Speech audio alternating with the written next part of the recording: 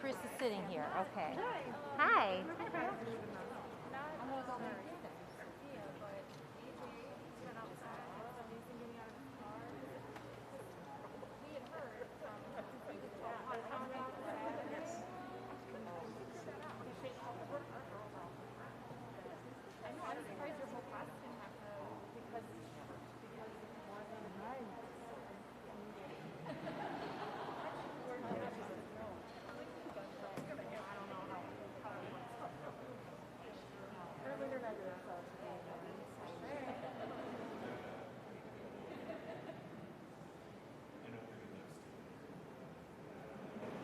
What's happened to him?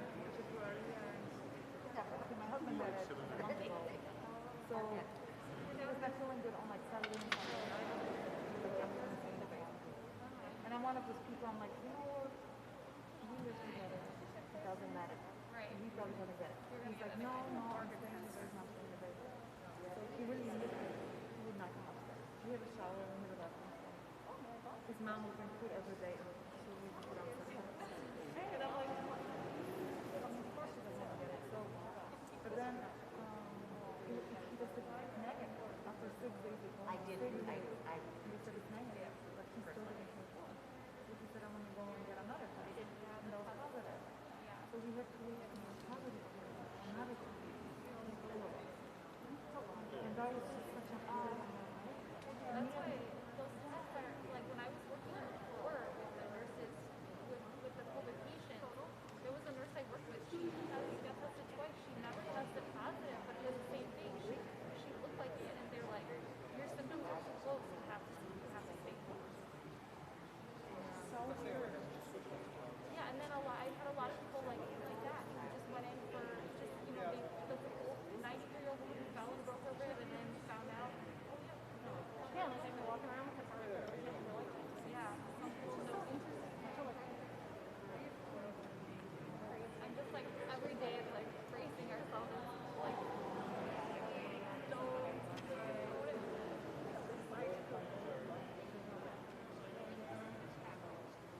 There's just a sheet. Sharon was passing my heart. There's a whole bunch right here. I know, Chris put So she can have one. Yeah, I'll take one. He's got the rest of it.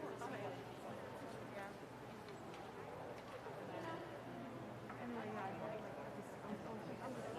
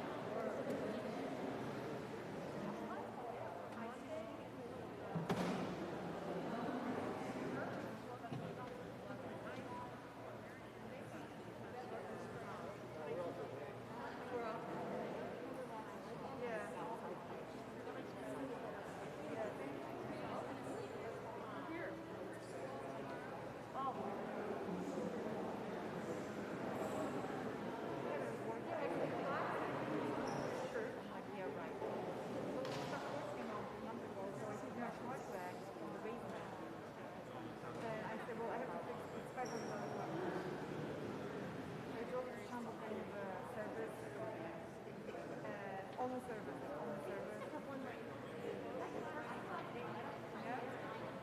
Or some people, like, in the shower, and I went there, like, 20 minutes straight, no stretching, nothing. Why? It's risky. Yeah, it is. It is better.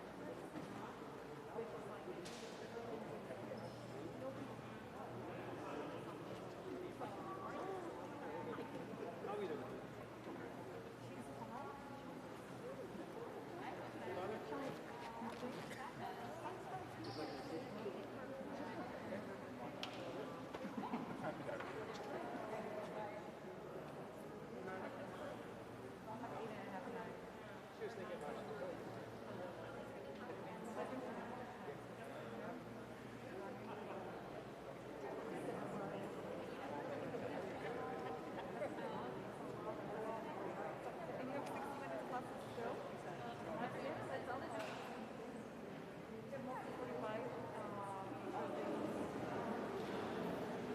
better.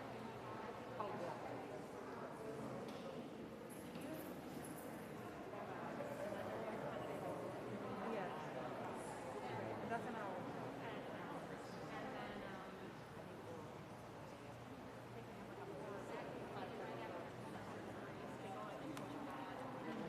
Yeah. But I think with the last class, actually Friday I'm gonna go 9 o'clock. Because Friday they come at 5, 6, 7, 8. And then 9 o'clock is an hour. And then they're gonna class at 9. Also they have a new class on round row, 30 minutes, only 30 minutes. The trainer said Actually, if you don't mind, I'm going to be sitting here because thank you. Oh, no problem. Should I just scoot down? Or is there not enough room? Yeah, there might not be enough room in that pew. Okay. Might want to go around.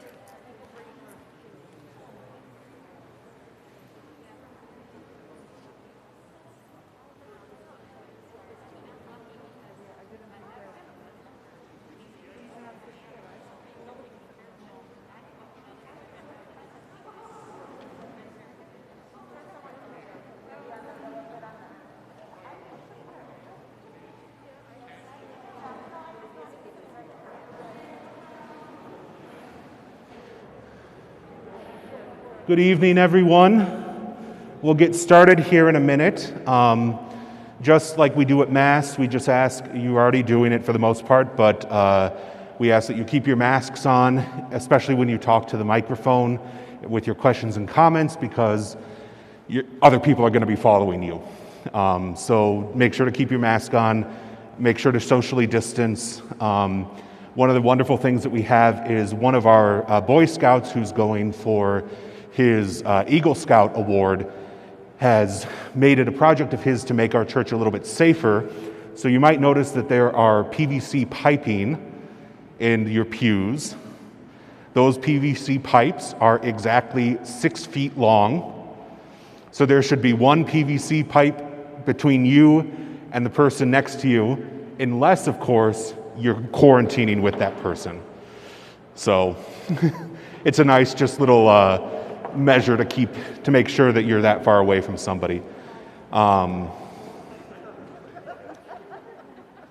Nick Berger also redid all the signs on the floor, so we're very grateful for his work as he approaches his Eagle Scout. We'll get started in just a second. We'll give about another minute or two.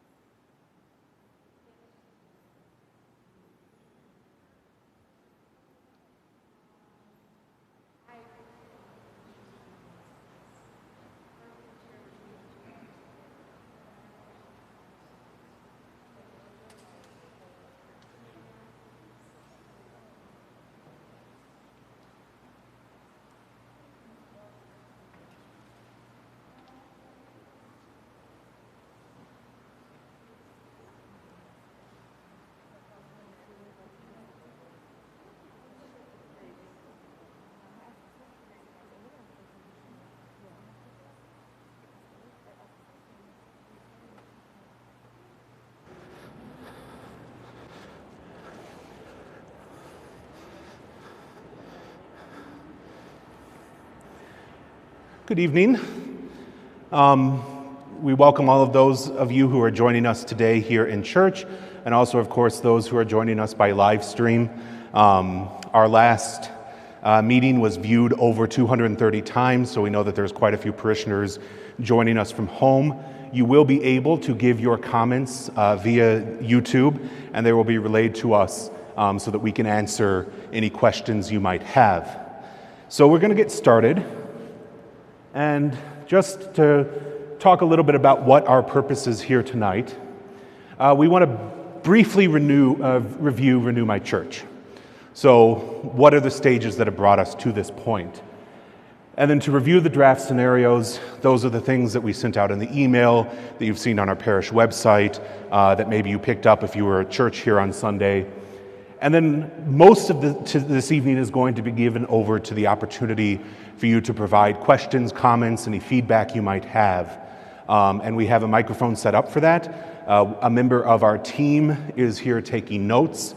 So all of that feedback and information that we get this evening is going to be shared with our larger grouping team in order for us to come to the best decision possible.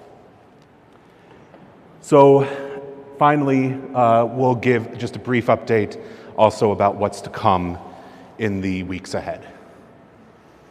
So just some ground rules for engagement. Of course, we are in church here, so we want to be very respectful. We want to have an atmosphere in which we encourage one another, an openness to the Spirit. Somebody might say something we disagree with, but instead of attacking them for it, we want to be able to hear them, and if we have a response to them, to respond to them, but respond to them in charity. We're all here because we love St. Pascal's. We are all here because we love Pope Francis Global Academy. We want what's best for our parish, for our community, and so we want to make sure everything that we're doing is coming from that place of love. I'd ask that you turn off and silence any mobile devices you might have, and to refrain from taking pictures or video recordings of slides. Obviously, this is going to be online on YouTube, so if you want to revisit anything, you will be able to do that in a few days' time. And then finally, we just ask that questions and comments, we want to get to as many people as possible. And so try to limit to about a minute each. I'm not going to be real rigid about that, but if you're going on a little bit too long, I will ask you to please wrap it up just so that everybody has a chance. Otherwise, we don't want to be in a situation where somebody's speaking for 15 minutes and nobody else really gets to say anything. So as we want to begin all things, we want to begin in prayer. So we'll pray together this prayer for Renew My Church. So let us begin in the name of the Father, and of the Son, and of the Holy Spirit. Amen. Lord Jesus, you speak to us today as you spoke to holy men and women who have gone before us. In every age and in our own time, you call us and say, Renew my church. Pour out the gift of your Holy Spirit upon us, and so enable us to hear you clearly, to listen to each other attentively, to imagine our future boldly, to discern your direction wisely, to persevere in your holy will courageously, to stay together in charity, to surrender our own plans readily, to embrace the greater good, to hand on your gifts to future generations. May we remain in the holy company of the Blessed Virgin Mary, the apostles, and all the saints. May their example and presence inspire us with patient confidence in the work of your grace. We ask this of you who live and reign with the Father in the unity of the Holy Spirit, one God, forever and ever. Amen. So, why are we here this evening? It's a question we asked at our last session. Probably saw it online, and what it boils down to, basically, is that we are called. In our baptism, each and every one of us is given a vocation to be a follower of Jesus Christ, a vocation to spread his name wherever we go, to take him with us wherever we might be. And we are baptized so that we can be examples and witnesses and models to others. That's why we come to church, to be nourished by Jesus Christ. That's why we are baptized. That's why we receive his grace, because we are called to be his disciples. But it's also important to acknowledge the realities of the time in which we live. Where we were. Who remembers a time in their life when almost every store in their neighborhood was closed on Sunday? Who remembers a time when most of your neighbors, you could probably guess on a Sunday morning, were in church? Who can remember a time when your kids' schools or maybe your own school did not have sports or practices or rehearsals on Sunday? How many of your kids' schools have sports, practices, rehearsals on Sundays, or games or tournaments on Sundays nowadays? How many have open stores in their neighborhood on Sunday? You can see in just a short, brief period of time, because none of us is really that old here this evening, and I'm not just saying that to get in your good graces, but over the course of just a very short period of time, so much has changed in our culture. Many of us grew up in a culture, even me, I was born in 1985, which was more Christian, open to faith, encouraged and enabled people to live out their faith, and recognized religion as an avenue for spiritual life. How many have heard that phrase, I'm spiritual but not religious? 20, 30, 40 years ago, nobody would have ever thought in those kind of terms. So where we are today is very different from where we were even just 10, 15, 20 years ago. Where we are today is that our culture is more secular, and the sign of that is that we have practices and rehearsals on Sundays for our kids. We can go out shopping. We can live a Sunday as though it's just an ordinary day of the week. It dissuades people to live out their faith. It makes it harder. I can't tell you how many times as somebody that's been involved in religious ed in one form or another since I was in seminary, how many parents come to us and say, my child can't make the confirmation classes. My child can't make the first communion classes because they've got hockey or a play rehearsal or dance or something else. And the first thing that I always think of is, your child's always going to be a Catholic. Are they always going to be a star athlete? How do we weigh those importances? But we see how our culture can kind of downplay that a little bit.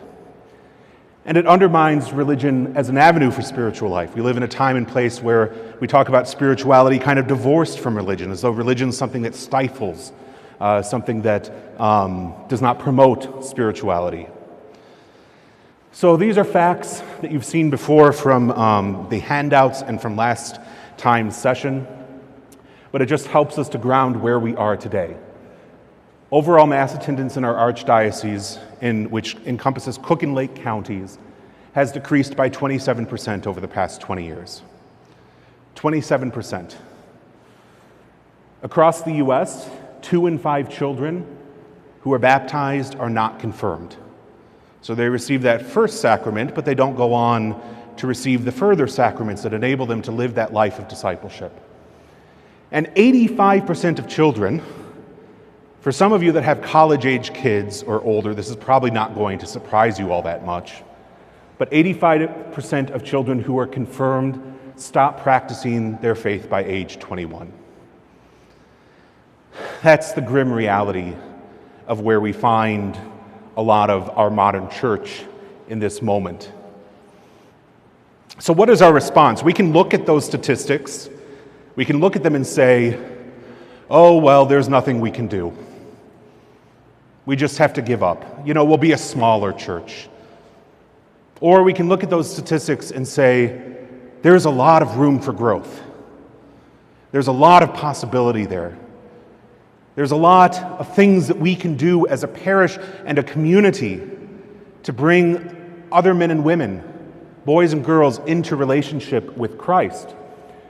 Since we're called by Christ, we are called to make disciples, as I said in the beginning, to help other people to know who Christ is, but most importantly, to love Him, and in loving Him, to serve Him by our lives. This is the difference between catechesis and evangelization. We talk about catechesis in religious education as the knowledge. Who is Christ? Who is God the Father? So the facts that we know about the Trinity. And generally speaking, Catholics have been pretty good at catechesis. I don't know if we have anyone here who's old enough to remember the Baltimore Catechism. Father Dorr, do you remember the Baltimore Catechism? Got to put him on the spot. He wrote it. But Baltimore Catechism was a call and response. It was questions like, who is God? And there was a rote answer that you had to remember. People did that pretty well. That's catechesis. Who is God? Who is Jesus Christ? What is the church? What is a disciple? But what we haven't been very good at as Catholics, because we've had such a strong Catholic culture in which we really haven't had to do too much of this, is evangelization. And that word can be kind of scary for Catholics because we have in our mind a picture of what an evangelical is. And sometimes it's a positive picture, sometimes it's a negative picture. But evangelical just means gospel. Evangelization means moving beyond knowledge of Christ, of who Christ is, to loving Christ. You know, we have to know someone before we can love them. But your relationship with your husband, your relationship with your wife, with your children, with your best friend, it doesn't just stop at knowing facts about them. As you come to know them, you come to love them. And oftentimes, as you come to know them more, you love them more deeply. And so what we as Catholics have to do is move that transition from catechesis to evangelism, to be able to help men and women to have a relationship with Jesus Christ, to understand what it is to be his apostles, his disciples, to walk in his footsteps. And a big part of that, as we see the early apostles doing, is building communities. You know, it's very encouraging to see all of you here, and I know that there's probably many dozens of others, if not hundreds of others watching. We saw from our last live stream that there were over 230, so we know that there's a community here that's engaged because they love St. Pascal's, because St. Pascal's, Pope Francis Global Academy, has been a home for them. How many people here have been a parishioner of St. Pascal's for over 20 years? How about over 30 years? Most of the same hands. How about over 40 years? 50 years? 60 years? 70 years? We've got one still. A home, two. Oh, yes.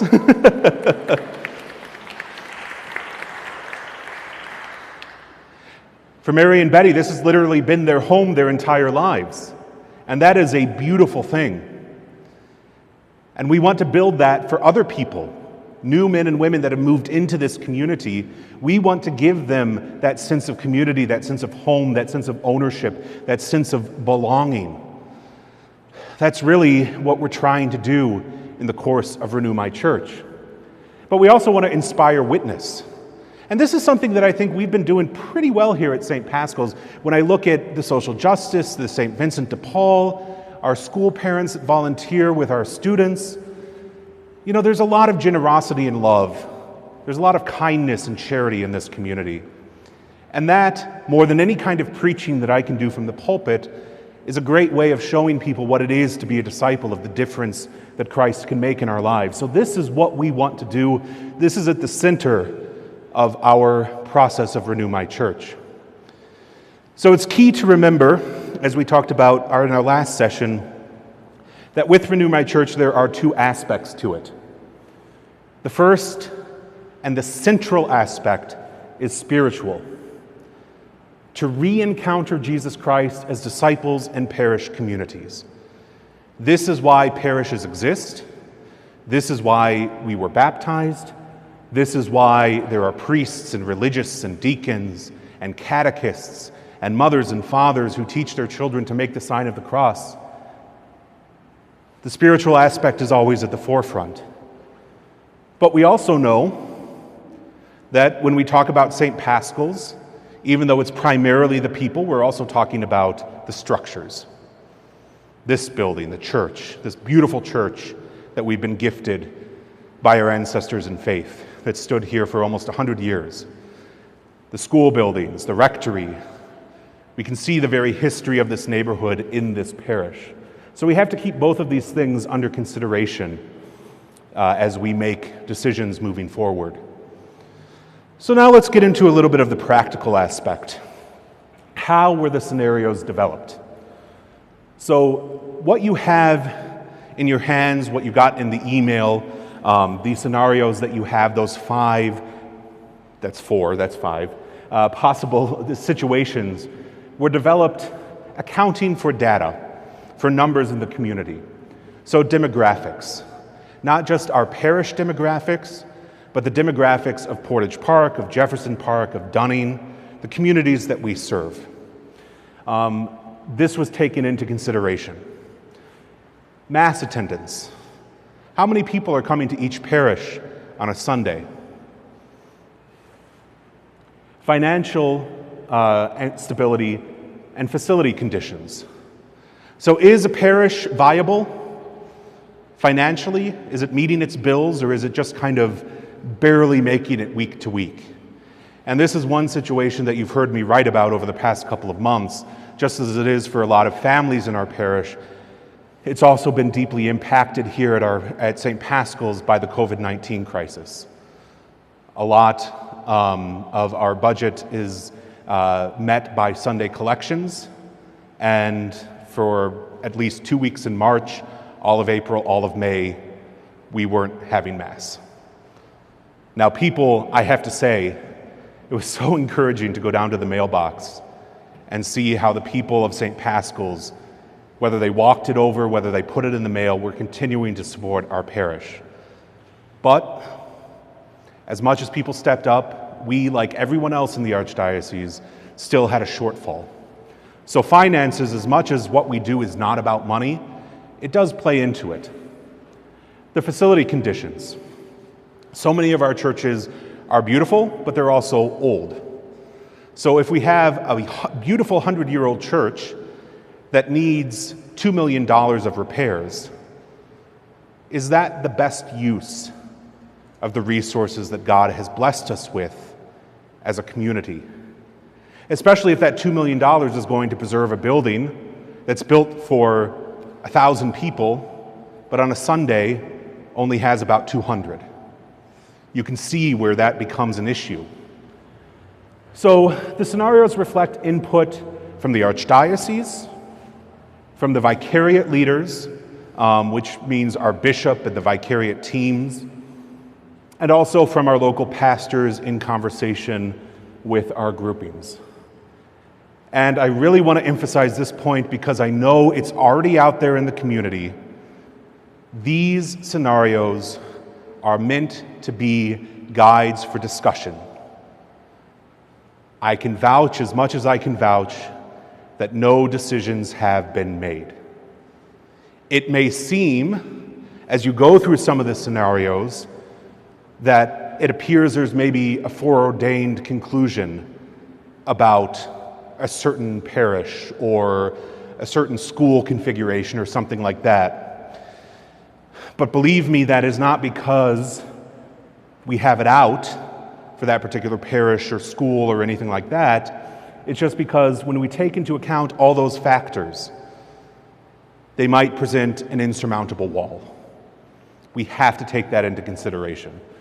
But I cannot emphasize enough, no decisions have been made. And I'm looking right into the camera over there, so all of you at home know, no decisions have been made. So if anybody tells you that a decision has been made already, that Cardinal Supich has made up his mind, you can tell them, you can use my name, just don't use it in vain, that Father Elliott told you no decisions have been made. Have decisions been made? Do you believe me? I don't need to hear that. So what are the scenarios? So scenarios are possibilities regarding new parish and school structures within the grouping that enable spiritual renewal among those communities. So remember, spiritual renewal is always first. The structural renewal is meant to accompany the spiritual renewal, to make it possible. Because as we know, almost anything we do in this world requires financial resources.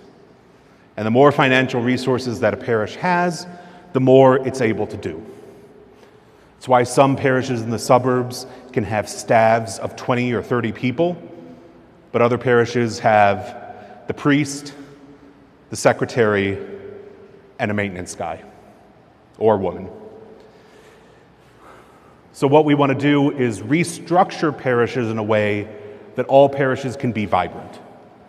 So the status of parishes and church buildings. So what we're looking at is the possibility of certain parishes remaining in their current structure. There are certain parishes that have the resources, have the community, that they don't really need to do anything else. They're headed in the right direction. We could also see situations in which we unite with another parish and all church buildings remain open. So if you're familiar with in Elmwood Park, St. Cyprian and St. Celestine, this is their situation. They're one parish, Mother Theodore Guerin, but both sites are kept open for Sunday Mass. That's another possibility. And then finally, of course, there's also the possibility, as we've seen with some of these groupings in the Archdiocese, that we unite with another parish and maybe one of those parish buildings closes. In terms of the school status, it's basically the same thing. It remains open, it closes, merges. The Archdiocese is pushing multi-campus possibilities, and I know that there are many strong feelings in our community about that, so we will get to that within the questions. So, these are our guiding principles. What does it mean that a parish is sustainable? Well, basically, the benchmark is 800 parishioners on average in attendance at weekly Mass. So basically, to warrant a parish having a pastor, 800 people need to be coming to Mass on a weekend. Anything below that, and you start to lose things like financial stability, really given the number of priests, the use of resources, things like that. An operating revenue excluding lease income of $750,000 to support ministry and operations. So this is basically saying this is about what you need to be pulling in to support a staff that can run a parish. Only one of our parishes in our groupings is already above that. Ourselves and Robert Bellarmine are pretty close to it, but it's all depending upon the situation of the parish as well. And then for schools, the potential to reach school enrollment of 240 students pre-K through 8th. So does it look like this school could, first of all, hold 240 students? And second of all, given the trend lines, now the Archdiocese has been wide-eyed about this, that we aren't using any data from fiscal year 2020 because COVID has thrown everything for a loop. And if you look at where Pope Francis was headed before COVID came in, we were increasing every year, getting very close to that number, 240. So we could well say we have a potential to reach that. And then finally, as I kind of hinted at in terms of the quantitative aspects, the capital repairs. What is the state of the campus? We've had some issues here and there with roofs. But generally speaking, because of the hard work of Bob Tubert and his team, our campus is in phenomenal shape. For buildings that are roughly anywhere from 80 to 100 years old, our campus is spotless. Especially before that first day of school, you could eat a meal off of the floor schools. Now, I wouldn't recommend doing that now, of course, but it's the way they wax it and clean it and everything else. Though it's probably cleaner now than it ever has been with all the precautions we're taking with COVID-19. So in terms of the capital repairs, we're in a pretty good position. We don't have any major projects looming. And there was a financial report, or rather a facilities report that was done here at St. Pascal's, and there wasn't any surprises. Bobby and I sat down and went over it, and it was basically routine maintenance stuff that you would expect. So the qualitative aspects, as important as budget, as parishioners, as number of students are, we also have to take into account two aspects that don't have numbers attached to them. The first is a parish manageable for a pastor and a staff? So for instance, in scenario 5, you'll notice that there's a question of manageability. And one aspect that we talk about with manageability with that is that in that parish, using fiscal year 2019, we would have 220 funerals. That's a funeral 2 out of every 3 days. And for one priest to do that, on top of daily masses and other responsibilities and things, it's just not really feasible. He would need at least 1 or 2 associates. And even then, it would be a bit of a stretch. And then also just the availability of the priest to the people. How is that going to be managed? So then with the staffs, I mean, if you have 4 campuses, is that really fair to a facilities manager to have to monitor all 4 campuses? To have an idea of snow removal. We all know Chicago winters. To remove snow at 4 campuses. So that's what's kind of going into that scenario 5 when you saw that caveat statement given there. But also account for the local needs of the community and to avoid geographic deserts. Well, what do we mean by this?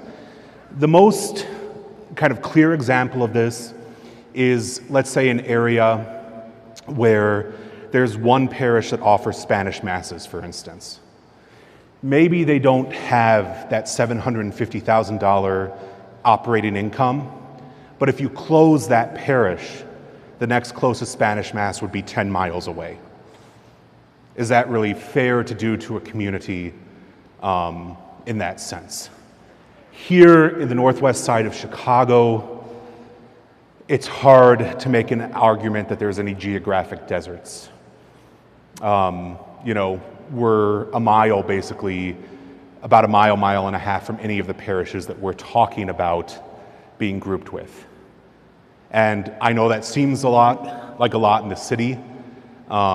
My family is largely from the Diocese of Belleville, and that's downstate Illinois. And just for those of you who are from Chicago and never have really left Chicago, the state of Illinois goes on for 6 hours.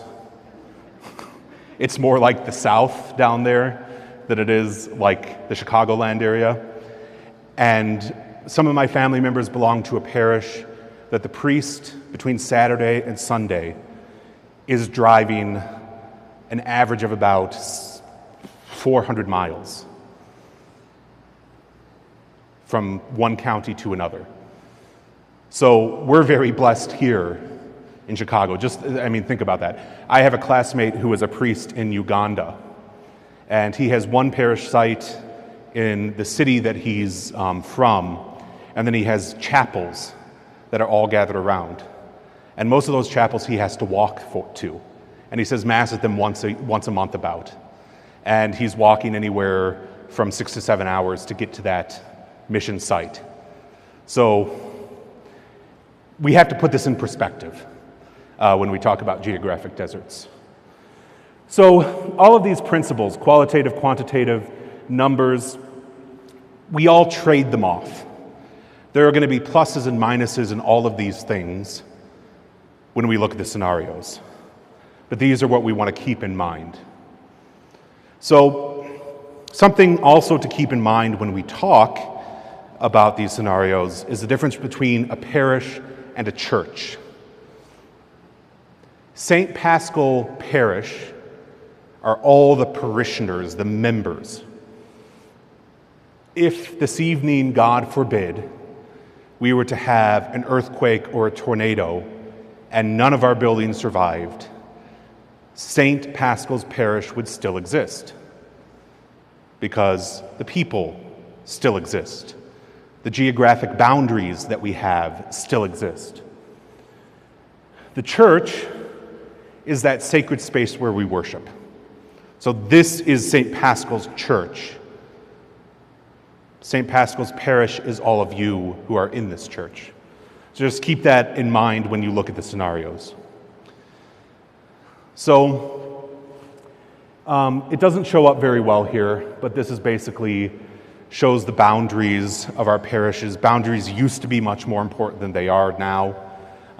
Really, up until about 5 or 6 years ago, the last thing that they affected was marriage, but Pope Francis did away with that. So now boundaries, basically what it means is that I am responsible as pastor for St. Pascal.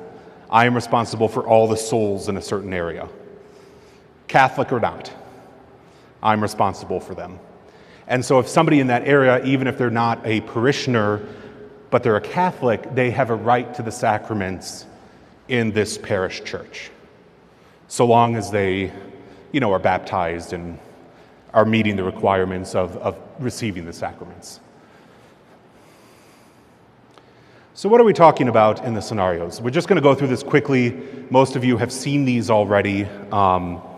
And we're going to go through the parish ones first, and then we'll go through the school. We're trying to keep those a little bit separate in our minds. So parish scenario 1. 2 parishes, 3 churches for Sunday Mass. The union of Our Lady of Victory and St. Pascal. So it forms one new parish with a new name. And within this united parish, all regularly scheduled masses are here at St. Pascal. Our Lady of Victory moves towards formal closure.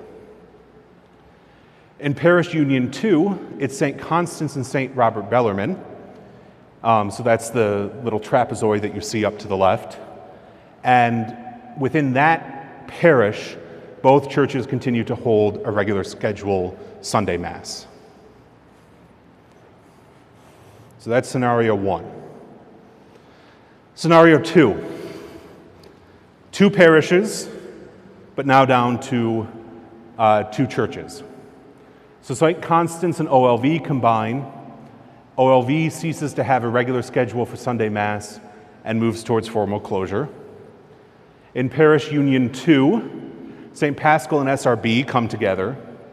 That's St. Robert Bellarmine. I think you all understand when I say SRB, so I don't have to say St. Robert Bellarmine every time. They come together. One of the 2 churches is the location for all regularly scheduled Sunday Masses. And in each of these scenarios, one church is designated as the place where the records are kept. So if it became St. Pascal's, all of St. Robert's records would come over here. If it was St. Robert's, all our records would go over there. And the other church may remain open either for occasional liturgies or move toward formal closure. And what we mean by occasional liturgies is perhaps weddings, funerals. It might even be a situation where, for instance, since we are not air conditioned and they are air conditioned, we have a winter church and a summer church, but with the possibility of using either church, whatever time of the year it is, for weddings and funerals and those kind of things. So those are the things that we would talk about if this is the scenario that we were looking towards. So that's scenario 2.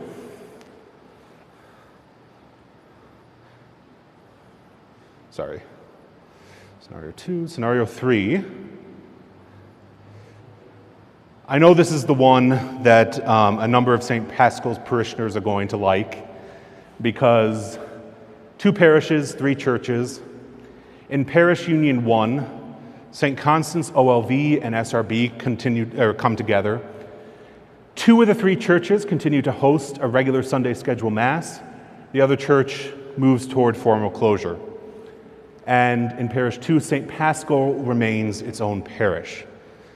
Now, this is one that's very emotionally appealing for parishioners of St. Pascal's for a number of reasons, because nothing changes for us.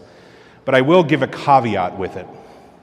Remember the 2 things that we're looking at here: spiritual renewal, structural renewal.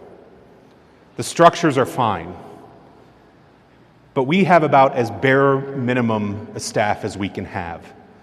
What we would look to do in the next stages of Renew My Church would want to be to hire people like pastoral associates, ministers of evangelization and catechesis, youth ministers that can really engage our community to get the young people that are here in our community. You see them when you go out for ice cream with your kids, when you go out to eat, when you walk in your neighborhood.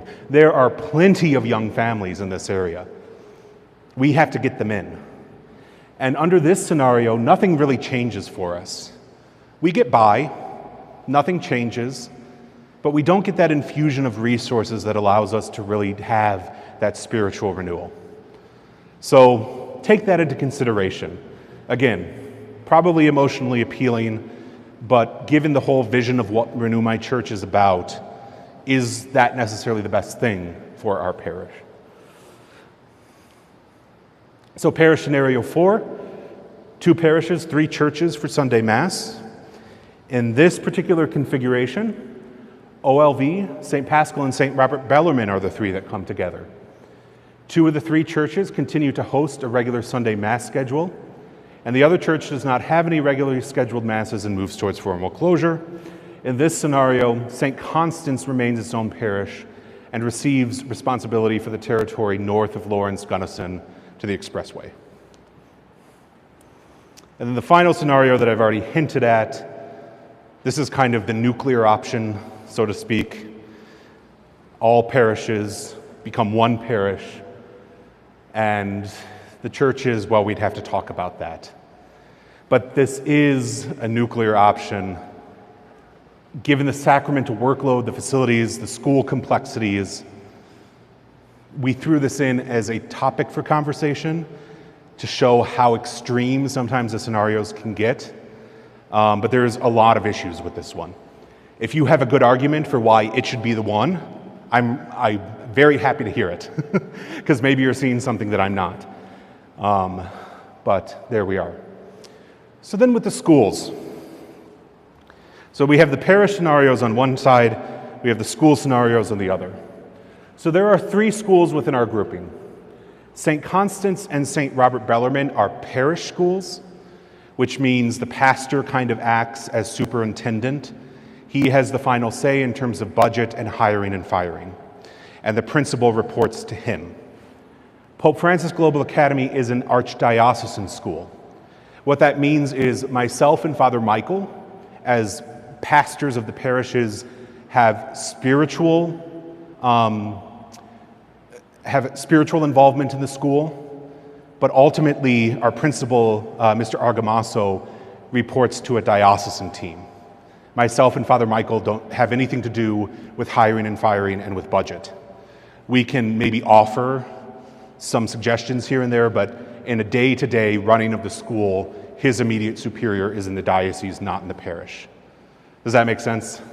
So that's the difference between archdiocesan and parish. So in this first scenario, basically each school continues in its current program. Nothing changes. It can cause, given the parish situations, you can see there might be some issues about having 2 schools within one parish, so that would have to be something that we work on, but this is one. And again, the goal that we're trying to strive for here is financial sustainability.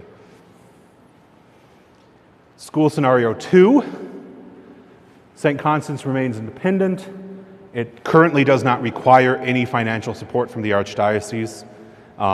It is self-sustaining on its own, which is why it can do that, stay on its own. But then SRB and PFGA in some form combine. And the question there would be 1 campus, 2 campuses.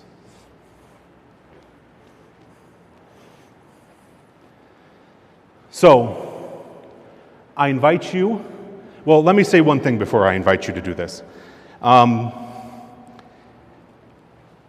I hope you were able to take the letter concerning Polish ministry as well, in addition to the scenarios. So within the Archdiocese of Chicago, there are various councils that deal with ministry to specific language groups. So there's kind of like an Asian council that deals with parishes that have Chinese and Vietnamese masses. There's a Hispanic ministry council that deals with Spanish-speaking parishes.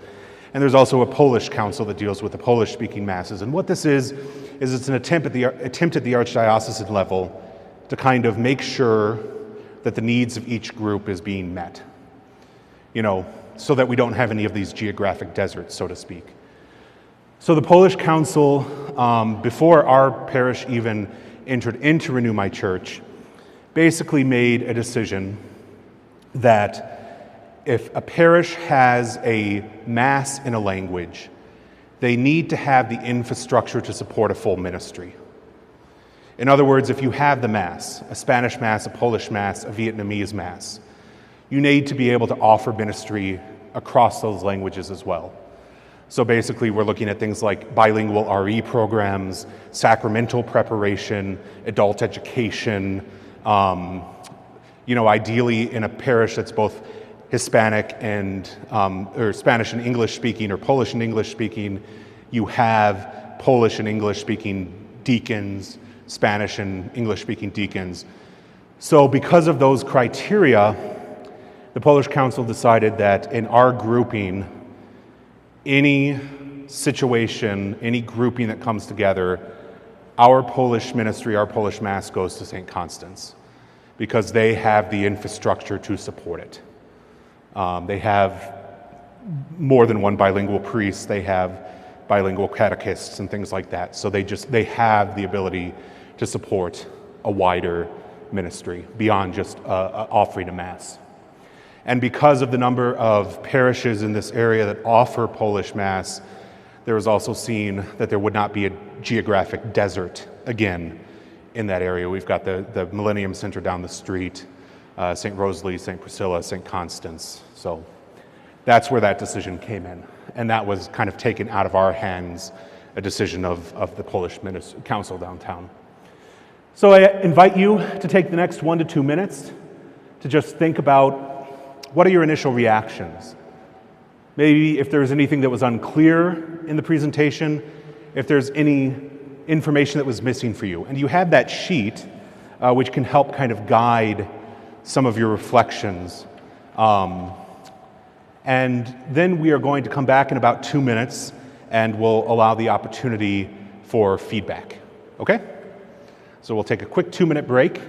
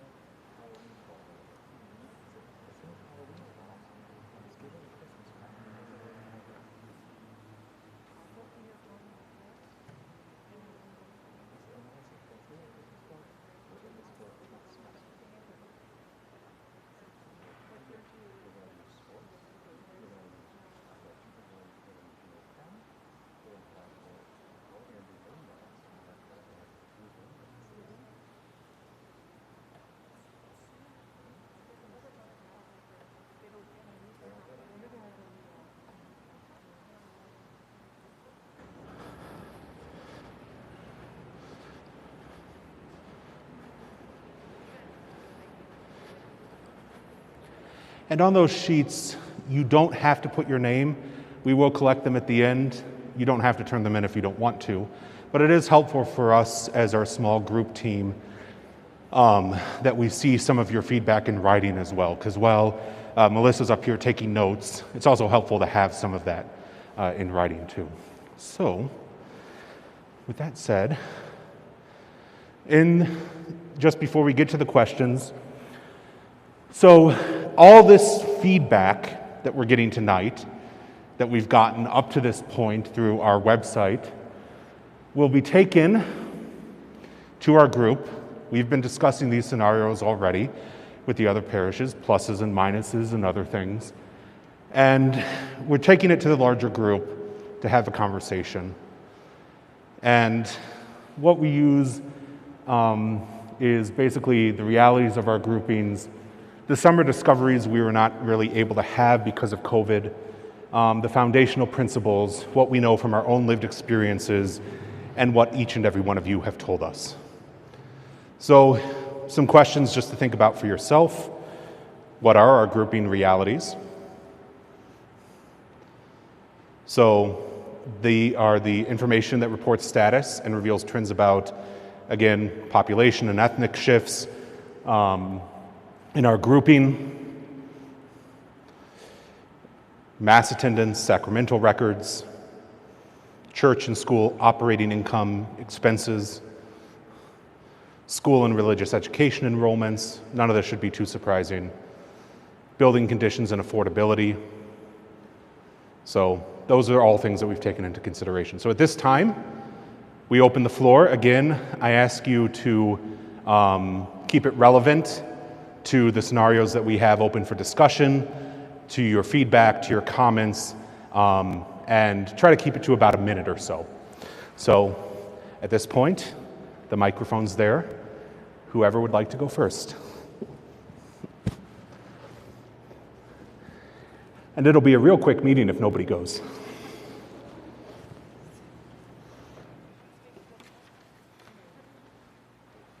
Oh, so I'm short.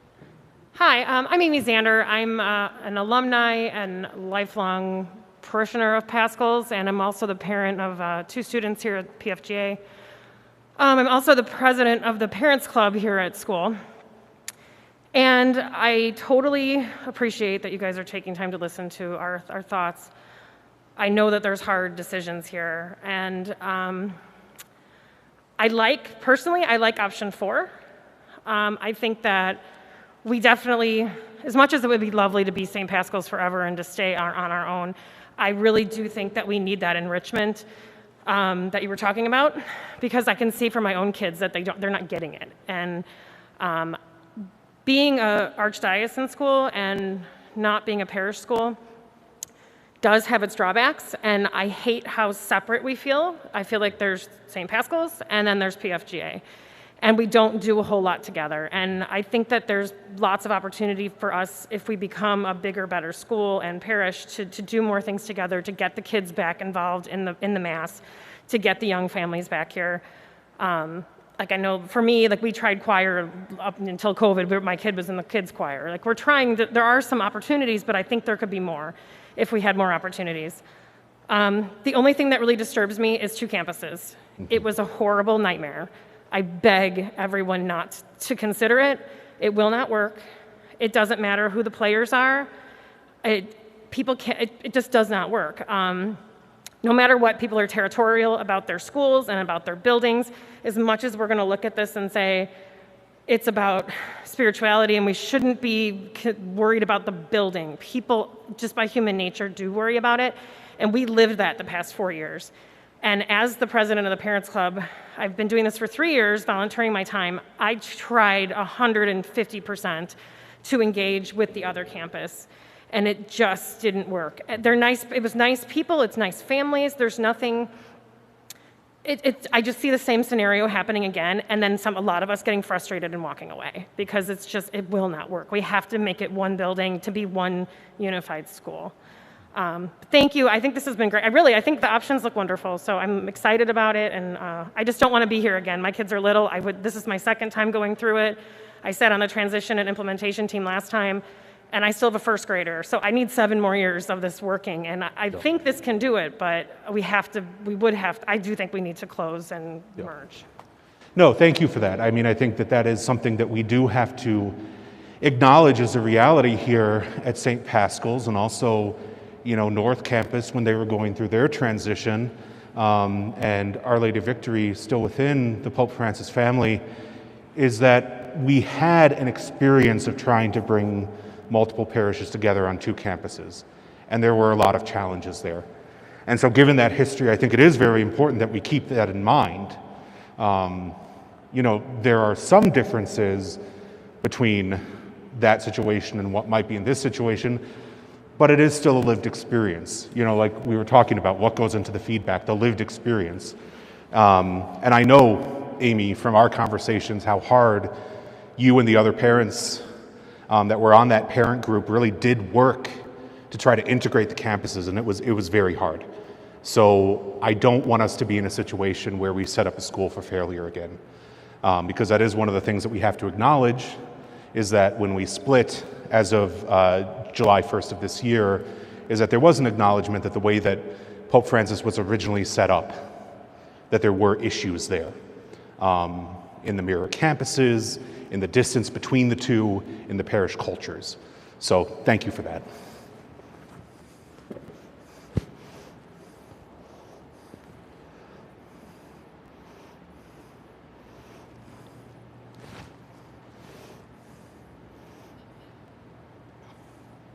Good evening, everyone. Thank you for having me up here. Thank you. My name is Jorge. I was born and raised in this neighborhood. I'm 27 years old. I can honestly say this is the most I've been involved in my church my entire life. And going through all these options with you guys, excuse me if I gotta take a moment to breathe. I forget to breathe when I public speak sometimes. Scenario 5 for me was the one that caught my attention the most. I know you mentioned it was a nuclear option, so to say, but as a young person who grew up here and just found his way back to the church, I feel that one parish united would be something that would be really inspiring to all people of all ages, to see all adults from young to old coming together for something such as a church would be really inspiring to everybody, especially during this time of change and as we progress through our cycles of life. And as far as the schools, I can honestly say I can't speak too much of the schools. The only Catholic school that I attended was DePaul University. I graduated from there, but from the infrastructures growing up, I can't speak too much of it, but I would say as a kid who would be going through his transition, a united school, a united campus would be something that kids would really, truly cherish, just as we would be united under one parish. The school can be united under one school. And together as one unity, I feel, under God, we'd be really successful, and it would really bring the numbers of the churches together in the community. I know it's not the easiest option out of all of them, but I feel that just as that letter mentioned, when I read it, it mentioned Mark, is help my unbelief be belief. Sorry, I'm not quoting that correctly, but I feel if we come up with the best option of scenario 5, with all the possible logistics and all the possible clergies and the possible money and everything together, that we could make it happen and see it through. That's just my interpretation. Thank you. Thank you. No, and there certainly is. I mean, if you look at the direction, for instance, the area in the United States where the church is growing the most is actually in the southeast, what we consider kind of the Old South. And they've learned a lot from our Protestant brothers and sisters. That if you think about, like the Bible Belt, Texas, Georgia, Mississippi, Alabama, there's a real common thread of what we sometimes call a megachurch. So dioceses in Tennessee and Georgia are building these kind of centers that can be not just a parish, but also a real community where people, now there are some things that we aren't going to imitate. We're always going to be a liturgical church in terms of the way we celebrate Mass and things like that. But that is one of the appeals of number 5. As difficult as it can be, it is really pooling the resources together. So thank you for your feedback. Of course, we take all of this to the larger group. So there is no one right or wrong answer. We want feedback about all the scenarios. So anyone else?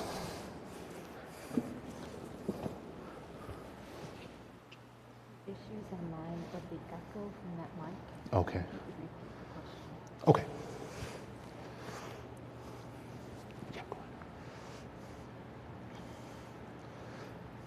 So we do have 3 questions from the live chat. The first one is from Michaeline Pascal Powell. What is the time frame on the changes? Good. So very practical question. There's a little bit of an issue with echo with the mic, so I am going to repeat the question. So the question was, what is the time frame on the changes? So we as a small group have been meeting.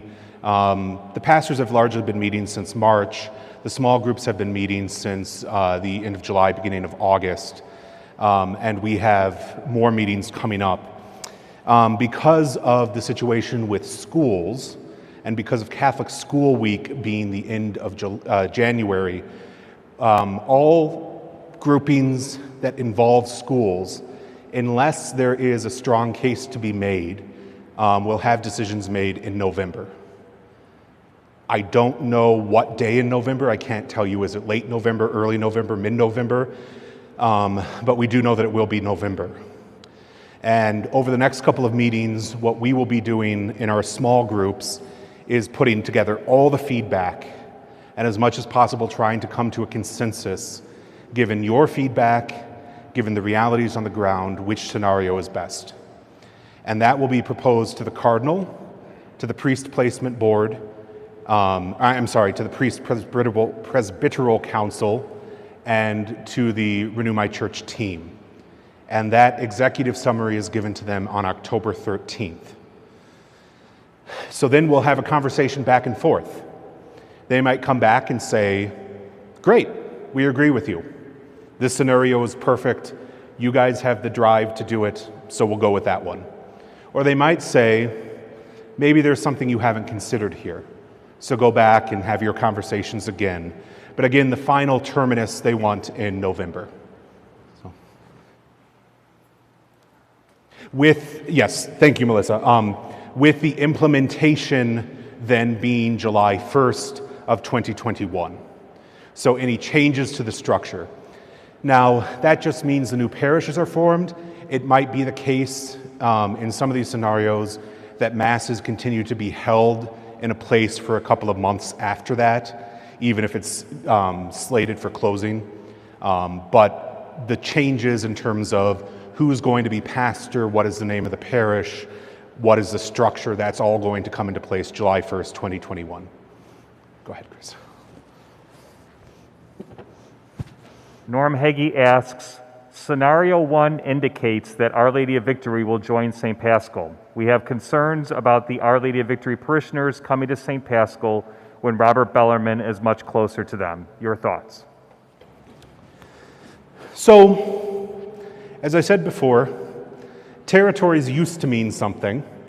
Some of you can probably remember a time in which your parents might have said, we go to this parish because we're in their territory. But nowadays, when we have cars, when we're a very mobile society, when there are parishes that they're not as monolithic as they used to be, you know, if you grew up in the 50s and the 60s, it was basically the same mass everywhere with the same kind of music, and everything was in Latin.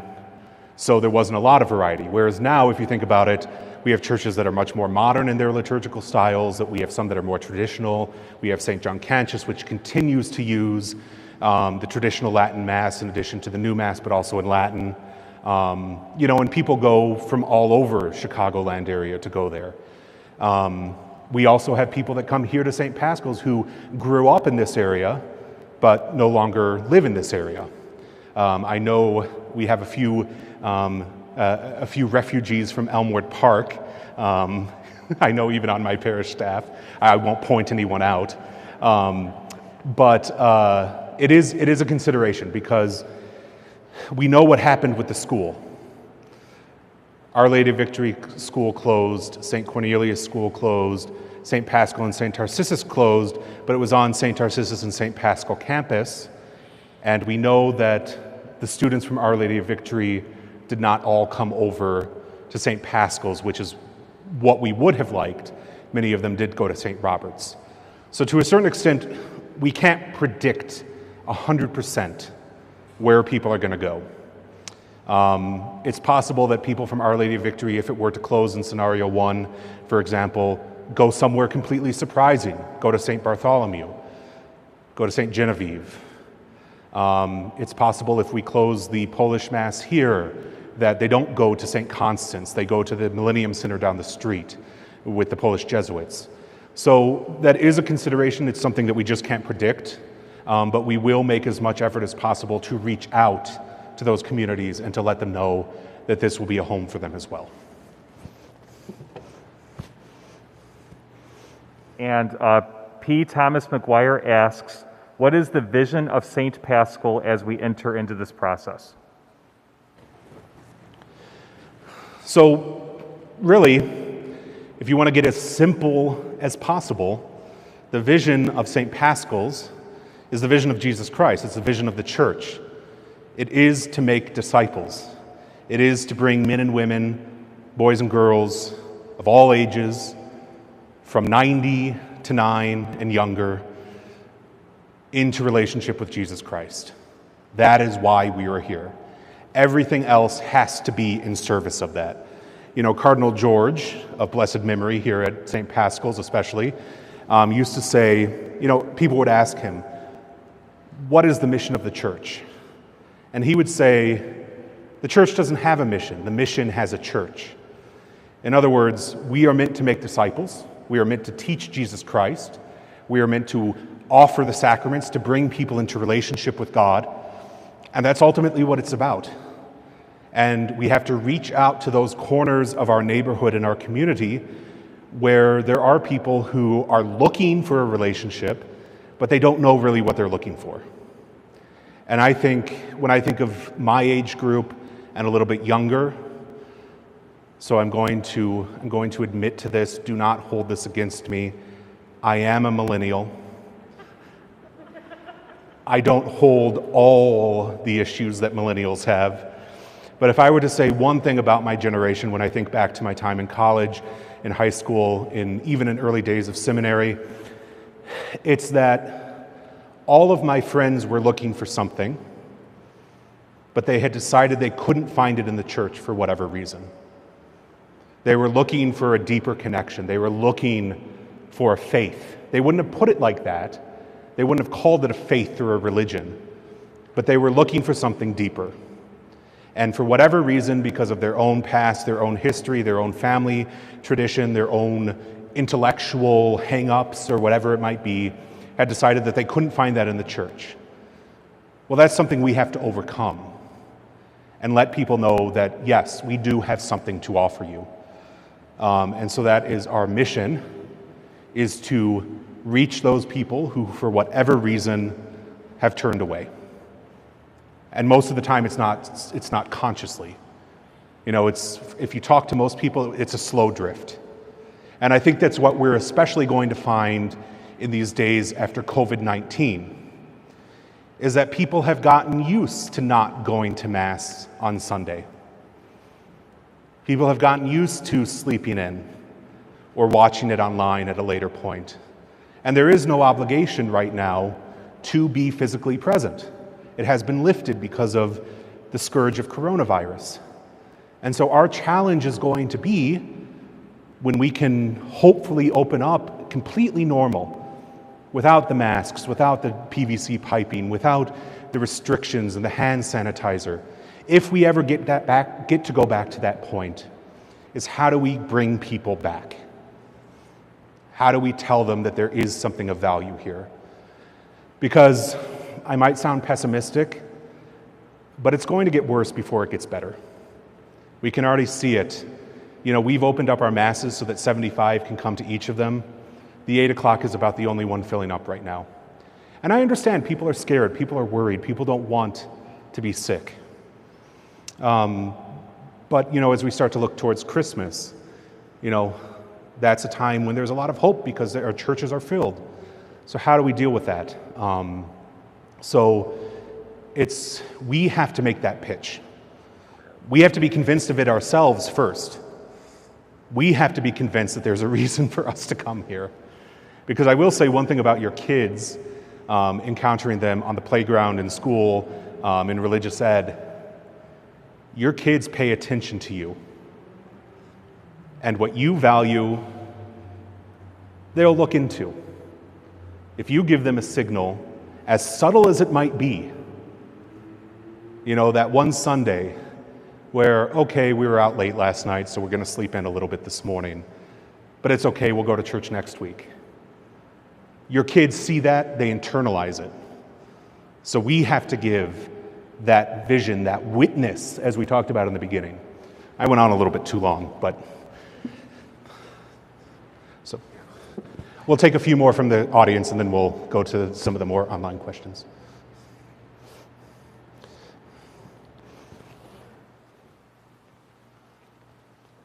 I'm Mary O'Reilly Keel, and I've lived here all my life. I went to St. Pascal School, got married here, and based on what Father just said when he was talking about Christmas coming along, and I've been thinking about this because as being an usher at the 4 o'clock Mass, we notice the people who are here like on Ash Wednesday, or the people who are here for Christmas or Easter, there's a lot of people.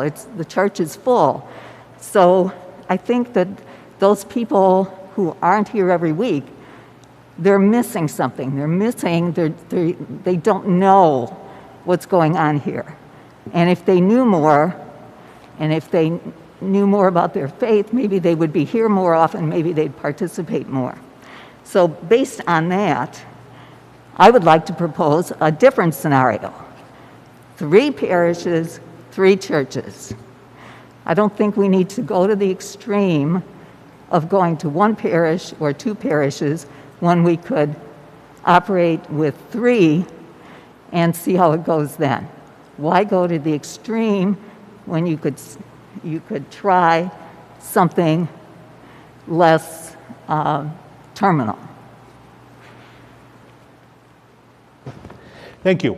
So basically, Mary's suggestion was 3 parishes, 3 churches. And I would just say from my perspective, that goes also in why I think that would be a challenge is the same reason that I think that scenario 3, where St. Pascal's remains an independent parish, is a challenge, is that our parish is getting by financially right now, but if things continue as they are, how long can we go on like this with mass attendance going down? Even if, we would hope that we hit that one thing that gets people back, but that requires resources. Mailings require resources. Carol Coleman's here. She could tell you how much it costs to mail something to every single one of our parishioners. We just had something come up today where suddenly we owe a couple of $100 because there was an oversight made about something. So there are these unexpected things that come up in the life of a parish. And yes, we're doing okay now, but we're doing okay. Could we do better? I think is the question that we have to ask ourselves. So that would be my initial response. But of course, Mary, we'll take all of that feedback and all of that suggestion for a scenario back as well. John. Yeah. So John Summers. So I think one of the things you would need to think about is these are hard decisions, right? This is a hard process. Amy was talking about the school went through it. It's again, like we don't want to be here in 3 years having not gone far enough, having not made a more difficult decision here in 2020 when we could have. I mean, it would seem to me that the economics of it is the economy of scale is you've got to get down to 2 churches, 2 parishes. If the facilities can support the half of the, whichever the scenarios, with the fluidity of the parishioners, like you said, you can't force where the OLV people are going to go or anybody else, but if there's about 4,500 people, you split that evenly between 2 churches and 2 parishes. To me, that would seem like the best option. No, thank you for that. And I think that's a very important point to make, is that one of the reasons that we've been doing Renew My Church like we have been doing, want to get it right this time. There were some parish closings in the 90s here in Chicago. Every once in a while there's been a school closing. You've probably seen the news out of places like Pittsburgh or Cleveland or Cincinnati. Pittsburgh in some ways is the extreme example of this. Overnight, and I'm going to get the exact number wrong, but it's somewhere like they went from 150 parishes to 50 parishes overnight. Without any of this consultation, just strictly numbers about what was viable and what was not. So when we're doing this as we're doing it, with these consultative sessions, with these conversations that we're having, and at times, I have to admit, I've been challenged by this process as well. There is something appealing about the Band-Aid, just ripping it off. Because first of all, that's less meetings, and I think we could all appreciate less meetings, but it doesn't take into consideration the conversations that we're having tonight. What is the lived experience? What is the history? What is our hope and vision for what we can do through all of this? And John, you're absolutely right. We don't want to do this, and then in 5 years from now, look at the books, look at the mass attendance, and say, oh my gosh, we have to do it all over again. Or go through a process where we do something like Pittsburgh did, because we just don't have the resources to do it like we're doing now. So it is a long process, it is a laborious process. And I do want to address something that has come up in a few questions from multiple people. And again, this is something that I thought of myself, especially in March, when I'm sitting in an empty building, myself and Father Mario and Father Tom, and there's nobody around, and there's no masses going on, and I don't see any of you, and the school is closed. We're going to keep doing this in the midst of a pandemic? Even what we're doing tonight is a little bold. We're well within the restrictions of what we are able to do, but there's a sense where you really have to come together to have these conversations, to see one another face to face. And it's hard to do that in the midst of everything that's going on right now. But at the same time, what has happened, just as COVID-19 has revealed many divides in our society, between those who make an hourly wage and those who are salaried, between those that we call essential workers. Somebody who works in a grocery store, they didn't sign up for something like somebody that works as an EMT or that works as an emergency room doctor. They've been thrown into a situation for way too little money that they never really signed up for.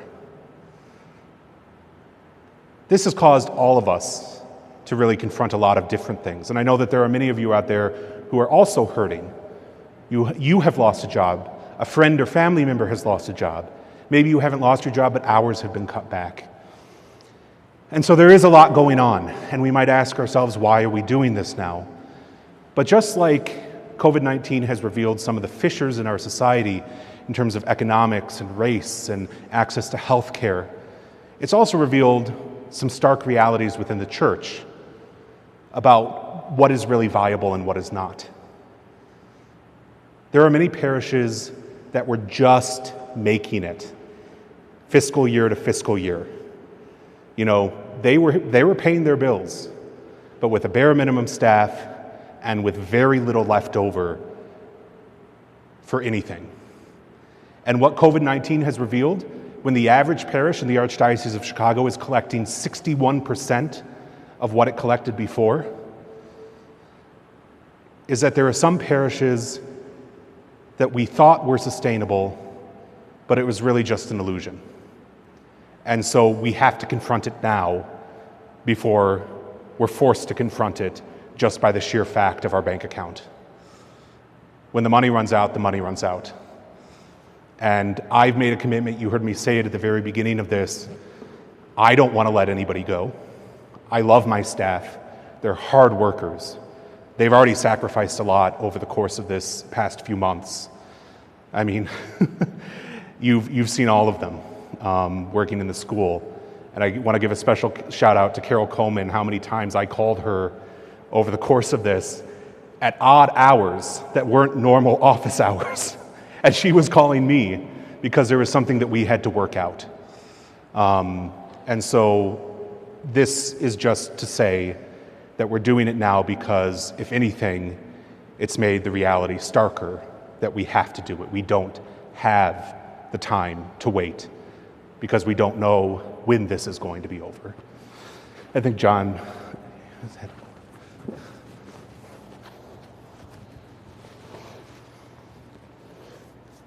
Well, I'm John Hardigan, lifelong parishioner. My question is about Monica's house. Does that depend on the scenarios that are going to be chosen, or is that completely independent of this process, or how does it fit in? Repeat the first part of that. For Monica's house, the old convent. Oh, the yes. women's shelter. So, very good question. So, of course, here at, so it's about St. Monica's house. How does that factor into this larger conversation?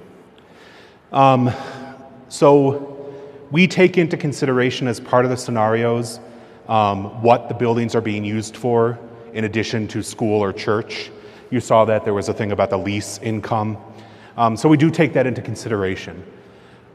Obviously, the mission of Monica's house is something that we want to advocate for very much. I think it's been a great addition. And I know before I got here that it wasn't the quietest issue. There was a lot of contention about it. But I really think it's been a great addition to our community. I've enjoyed going over there and saying masses. We have Sister Marie and Sister Annie who are here. You see them on Sundays, and I think they've brought something to the community. And so we do want to make sure that they are taken care of in whatever situation we end up in. Now, if we were to close as a campus, we would have to be able to find another place for them. I would be personally invested in helping them find another place. And part of the issue right now is that we have too many places. So we would be able to find something for them. But it is, thank you, John, it is something to be taken into consideration.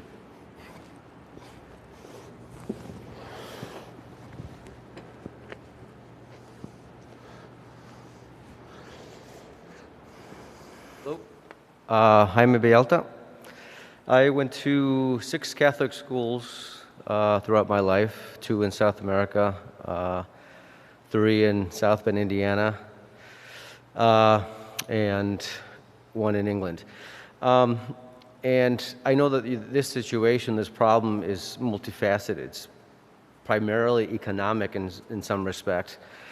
Has there been studies of how sort of the neighborhoods economically are progressing and which parish is going to be the best one suited for that progression of increase in economic sustainability? Mm-hmm. The other sort of is more architectural. Which one has more access? Roads, easy transportation, like you mentioned, cars, parking. But I think ultimately, for me, being biased, I don't really want to say which scenario is the best, because obviously the church and the school, for me to stay together, it's my biased opinion that it's the best one. But I think that the Catholic education and how people are leaving when they're young and they're leaving after First Communion, I think has to do because the unity between education and religion has somehow been separated for a lot of people. And I think they go hand in hand. I mean, at least for a Catholic, right? Education of math is also part of learning about God. So I think to separate that is what I think you guys really need to take in consideration, how valuable it is into creating children into adults that are going to be disciples. my whole family, 10 kids, right? We all went to Catholic schools all our life, and we're all still practicing. Some a little bit more marginally, but predominantly very Catholic. And I think it had to do because we were always in schools that had a parish attached to it. So I think I can't emphasize that enough, how the importance of that, and trying to keep that together. And I hope that can kind of helping with your decision. But I think would be one of my top priorities. Thank you. No, thank you for that. I think, it goes back to one of the things that I began with, that difference between catechesis and evangelization is that it's not enough to be able to just recite your catechism. It has to be a transformative experience as well. And I think that's one thing that many, many, many parishes have struggled with that have schools, is that you have a parish community and you have a school community. And are they integrated? Now, parishes that do it well, it really is a beautiful thing. You see the cross-fertilization back and forth. But it is something that we have to consider, and I think it is one of the reasons that we do want to take into consideration in these scenarios, both with the school and the parish, having that connection between one parish and one school. Because when it floats out kind of on its own, as we've seen somewhat in our experience through Pope Francis, it can be a difficult thing. So thank you for that. So we've got about 5 more minutes for questions. Anybody has anything else? We'll take some more from YouTube. So there's a couple of comments regarding this, is the possibility of a Spanish Mass with the neighborhood growing more Hispanic. Yeah, so the question was about a Spanish Mass. So as you know, in the area, the closest Spanish Mass to us right now is at St. Bartholomew, which is on Addison, east of here, about a mile and a half. And one of the things that you see in the statistics that was given out on one of the sheets that we distributed was that our community here is about 2/3 Caucasian and about 1/3 non-Caucasian Hispanic. That's the official kind of demographic term that's used in the census data. The one thing we do have to be careful about is assuming that just because somebody identifies as non-Caucasian Hispanic, that they are primarily Spanish speakers or are going to want to go to a Spanish Mass. One of the things that we found with the immigrant community is that, especially we've seen this with our Polish Mass, that the Polish youth are predominantly English speaking. They go to Polish Mass because their parents and grandparents do. It's a cultural thing. But in surveys that have been done in the Archdiocese of Chicago across immigrant communities, including the Spanish-speaking community, once you get to about the 2nd or 3rd generation, and especially the 3rd and 4th, the desire is for the full integration into an English-speaking Mass. Some of that is negative because of associations with the language with their home country or kind of what they used to be versus, being an American, which is unfortunate that that connotation has come in these days.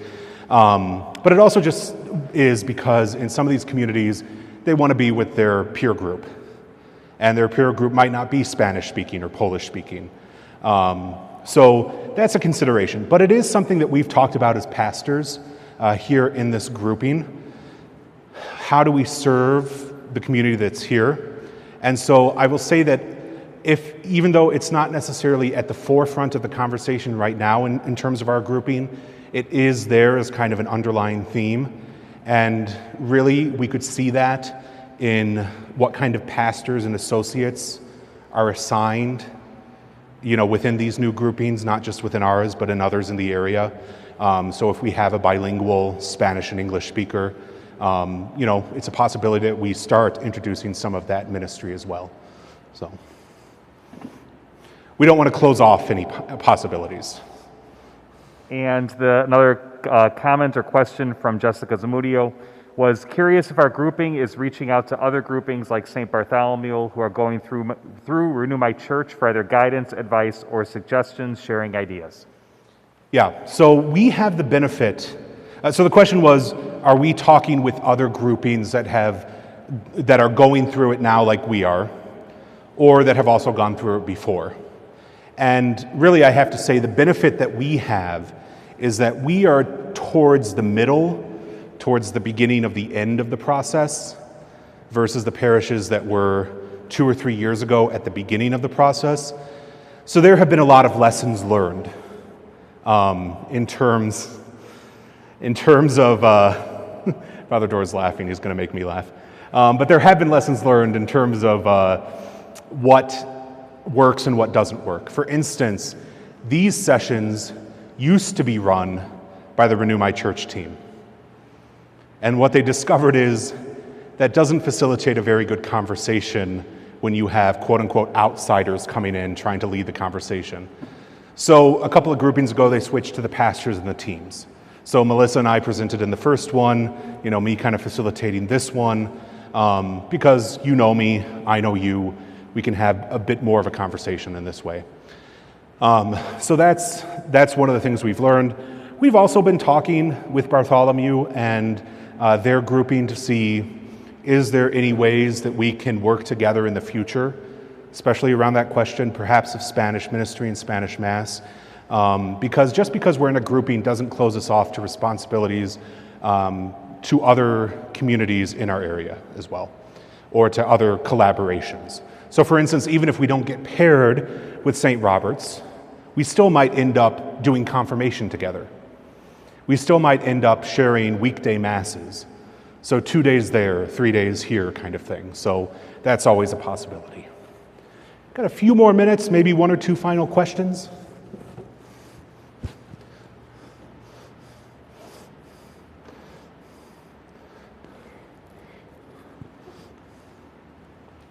Good evening, everyone. My name is Heather Felix. I have been a parishioner here all my life. I have even gone to St. Pascal at school since kindergarten, graduated from there. Now my son is a current enrollment in 6th grader in Pope Francis Global Academy. Being part of this parish community, I have seen the ups and downs, as Father Elliott has mentioned, whether the growth and the downfall. But I have seen the growth in the past couple of years with new families. People who even graduated with me from St. Pascal's have brought their kids back to Pope Francis Global Academy. That has to mean something for our community in itself. We're bringing our children back to the system that we knew and loved and still grow to love. In my personal opinion, at first I was entertaining the idea of scenario 3 for the parish, obviously for the sincere, number one biased opinion that it's my parish, it's St. Pascal. But reading through the different scenarios, reading what is taken into consideration, scenario 4 seems to be a more logical explanation to at least come together. Like Father Elliott is saying, it's not a geographical downfall. We are all close together. We have the option to be together. But I also have the concern for the school standpoint. I will piggyback Amy in stating the 2 campuses was a struggle, not just for the administration, faculty, but it was for the parents and even the children, because even the children talked amongst each other and said, well, North Campus did this and South Campus did that. Can we guarantee that's not going to be the same? No, we can't, but at least everyone can take into consideration the parents who have gone through this the past couple of years, who have experienced the 2 campus involvement. With us knowing how it went, at least take our opinion into consideration, saying it did not work. We did have a lot of open-minded parents, faculty on both ends. Unfortunately, that wasn't the strong carrier point. We had a lot of pessimism, and that's okay. I mean, everybody has a heart token to their own parish, and that is fine. But at least for the standpoint, we have a beautiful school next door. And we can only choose to grow with the parish if us as parents and the faculty and the community choose to do so. That is on us. And with us growing as a school, which I feel like we have new families all the time coming in, that only leads us more opportunity to get new families into the parish as well. Thank you. Absolutely. So it was, again, just a statement about some of the struggles that we know from having a two-campus school, and that really what it comes down to is there is a personal responsibility for each and every one of us who love Pope Francis Global Academy, who love St. Pascal's, to also be those people that are helping to bring other people in, to make them a part, to show them that there really is something of value that we're doing here. I think we have time for one more question. I saw Pam was starting to walk up, so.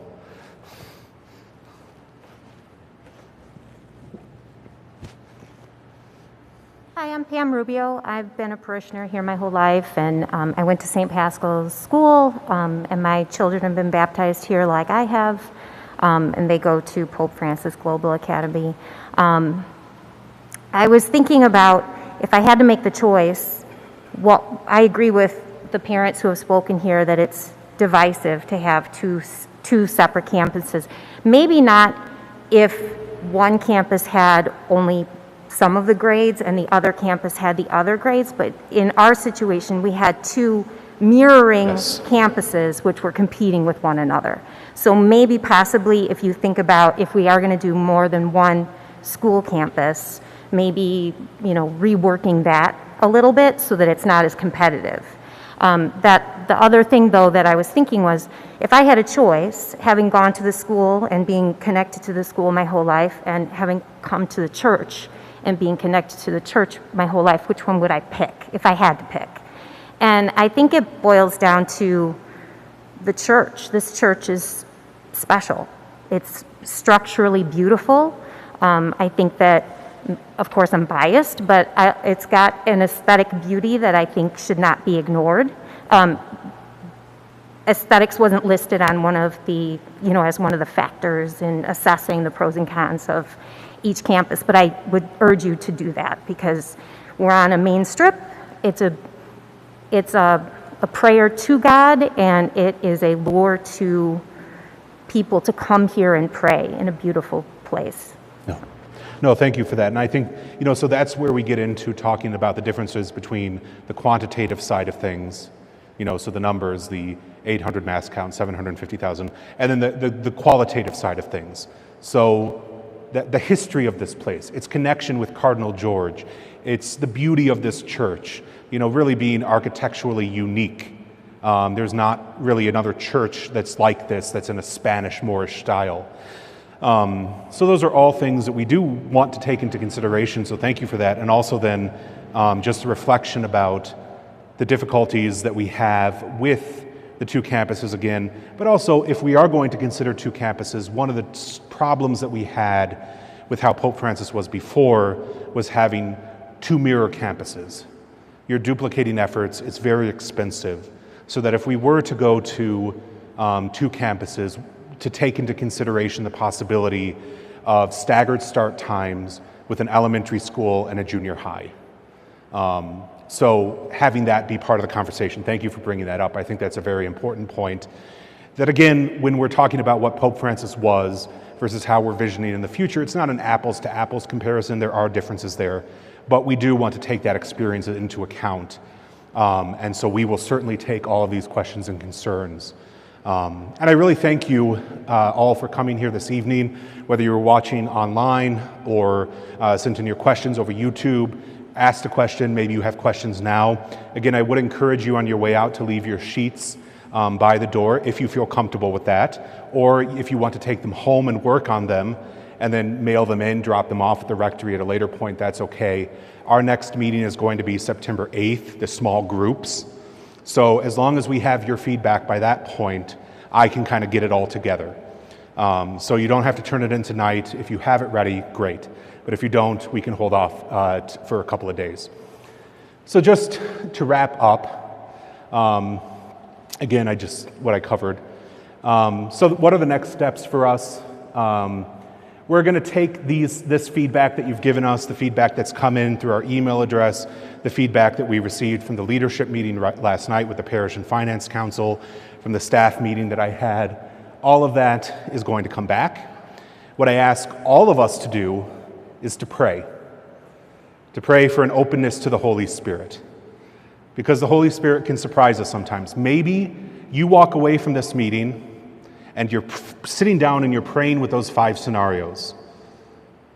And then, like Mary said, you decide, we're missing something here. There's another scenario that we need to consider. Send those to us. Let us know.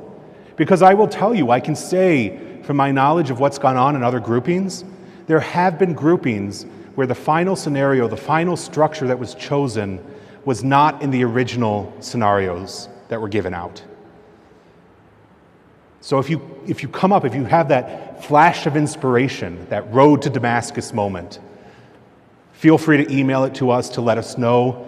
Again, our email address is on the parish website. It's in the materials that we handed out on Sunday, rmcsaint.pascal@gmail.com. So that concludes our presentation for this evening. Again, I thank you so much for being here. I thank all of those who joined us online, and all of those who are going to watch us in the coming days and weeks. Thank you for your participation. Please know that myself and the members of our team, could our team just stand up for a moment so that everybody can see who you are? So this is our group feedback and discernment team. One of them is not here this evening because of a conflict within the family. I phrased that wrong. There is not conflict in their family. There was a conflict with the date.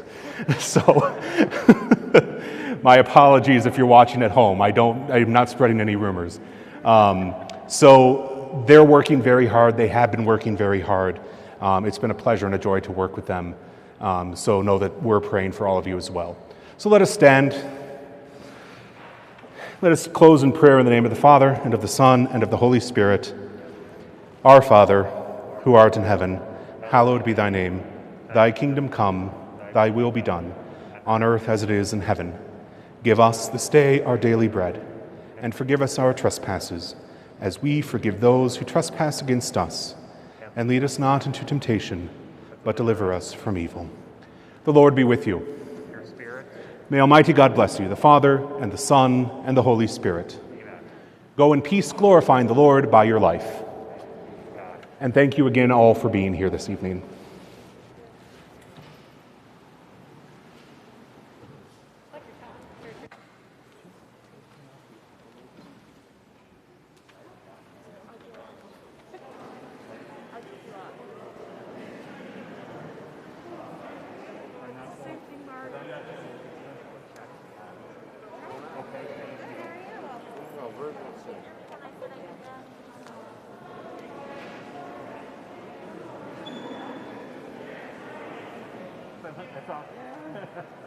That must be it.